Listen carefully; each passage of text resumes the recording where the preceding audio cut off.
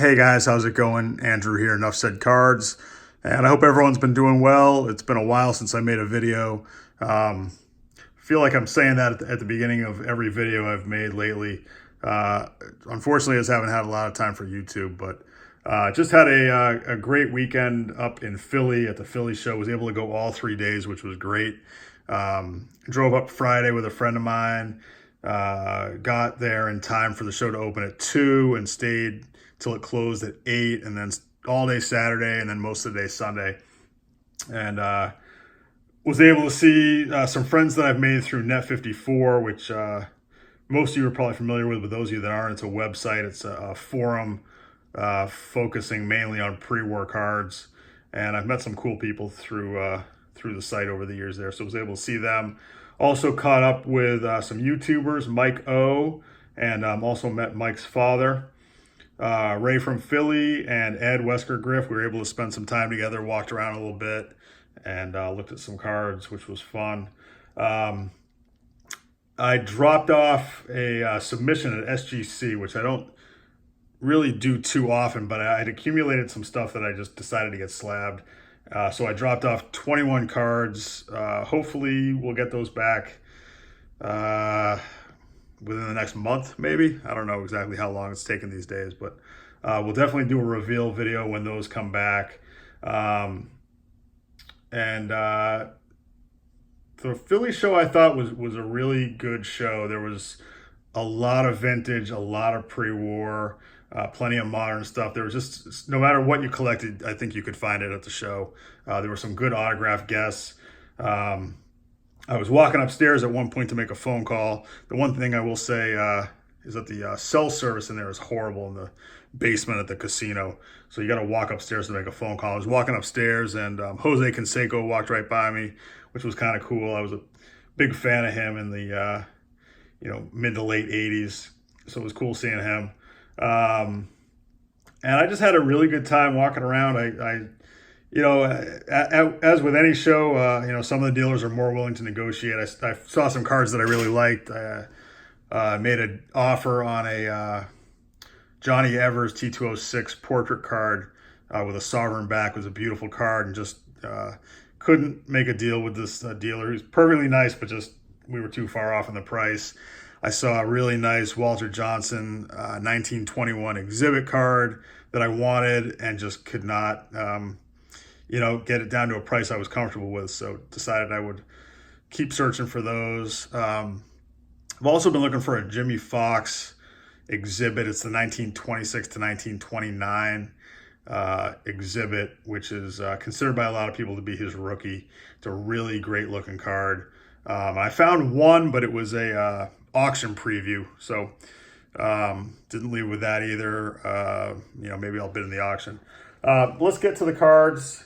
I actually found one card that I came across that I thought B-Ross 6 Brian would like, and I usually see him at the Philly show. Unfortunately, he couldn't make it, so I texted him, I showed him the card, and was able to negotiate and get this card for him at I think a pretty good price. I'm not going to show you the card. I will let him show you that.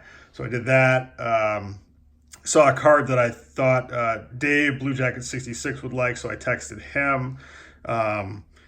And he did like the card, but unfortunately the dealer just wasn't willing to get down to a price that was going to work. So didn't come away with that card, but it's always fun looking at stuff, coming across stuff that you think other people would like also. But I'll start off. I got a bunch of stuff for the kids that I gave them when I got home last night, and they've already put it away. So I should have kept that stuff out to show you. But here's some value box stuff that I got. I'll save the best stuff for last. I got this 87 Fleer Larry Bird card. That was pretty nice. Growing up in Boston in the 80s, of course, I'm a huge Larry Bird fan. I think he's my favorite athlete that I ever saw play in any sport. And then I had to get the Magic to match. They had some epic battles in the 80s. So nice card there. Did not pay a lot for these. I think they're a couple bucks. Nice looking cards. This is totally random. A Jack Nicklaus. Don't even remember what year this is. I think these may have been made in 80 or 81. But I'm also a big golf fan. I enjoy playing golf, watching golf, and for a couple bucks, decided to pick that one up. Got this Eloy Jimenez. This is numbered to 99. It's Bowman Chrome from 2018.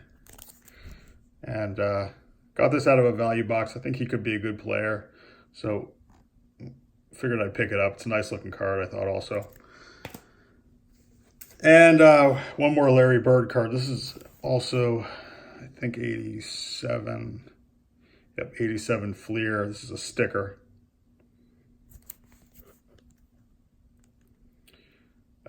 So was happy with that one there. And then, I saw a couple bigger items that I was looking at. I saw one card I really liked, and I looked at it a couple times, and I took a picture of it, and I went back at night, and I was looking at it, and I don't know if it's just that being extra cautious because of everything that's going on with the trimmed cards, but the card just didn't look right to me, so I decided to pass on it. And I came across two cards that I left with that I'm really happy with. First one is this Rube Marquard T206 portrait. This is a Piedmont 350 back. And I'm still doing the T206 portrait set. There's a number that I still need, and I thought this was a really nice looking card. The registration is just about perfect. The color is good. The centering is good enough. And, the corners are rounded. But I almost think that this card could get a 3. I definitely have 3s that don't look this nice. But not really that concerned with the grade. Just happy to have picked up that card at a good price. All right, forgot 2 more cards, more like value box things before I show you my big pickup. I got this Jason Varitek archival autograph. Thought this was a nice looking card. This is numbered to 199. And this is a 2019 Topps product. Paid 12 bucks for this. And another basketball card, another Celtic card, Robert Parrish. This one is numbered to 99. This is a Panini National Treasures card, and I paid 15 bucks for this one. So jumping from Rube Marquard to Jason Varitek and Robert Parrish. Now we're going to go back to my big pickup for the show, and here it is. This is a 1922 Nielsen's Chocolate Babe Ruth card, Type 1. And this is a SGC 1.5. And I saw this card, and I just really liked it. It definitely is graded correctly. It has a big crease that goes through his jersey there, and the corners are very obviously rounded. Here's the back of the card. Type 1 versus Type 2 is differentiated by the back. This is a Type 1. Has the really cool kind of like Old English script there. And Type 2, I think it says the same thing on the back, but it just doesn't have that cool print. I've always liked this back. This is a Canadian chocolate company. It says Nielsen's Big League bars contain a photograph of a prominent player in action in either the American or National League. There are 120 photographs in the series. Then talks about the chocolate. So this image here was used in several different sets. I believe that were all issued in 1922. The most popular and most common where you'll see this is the E121 set series of 120, which is from 1922. And it's more of a full picture. It doesn't have like the oval. You can see a little bit more of the background. Also, the E120 American Caramel set from 1922, and there's a blank back set. I think the designation is W573. and then the Nielsen's chocolate. I think that's all of them. There may be another one.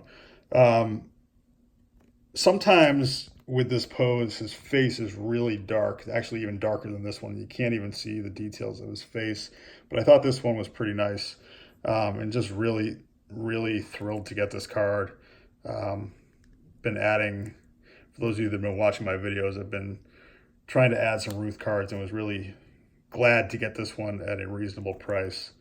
There are not a lot of these. I think PSA in the Pop Report differentiates between the Type 1 and Type 2, and I think there's about 18 Type 1s graded by PSA.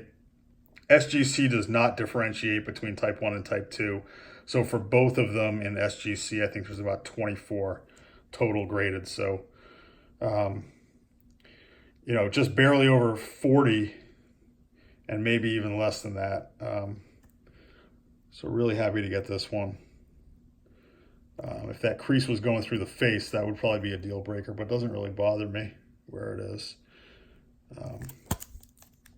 And one more shot of the back there.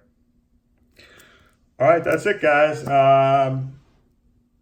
Looking forward to, oh yeah, one other thing. I was able to win one card in the REA auction that ended last night, and it's something that I'm looking forward to showing you when that comes in, hopefully in the next week or so. And again, the SGC submission, hopefully in the next month or so. If I don't make another video, just wanted to wish everyone happy holidays. If I don't make another video before New Year's, that is. Hopefully I will, but we'll see. Well, I guess I'll make the REA video. Anyhow, thanks for watching, guys. I will talk to you soon. Take care. Bye.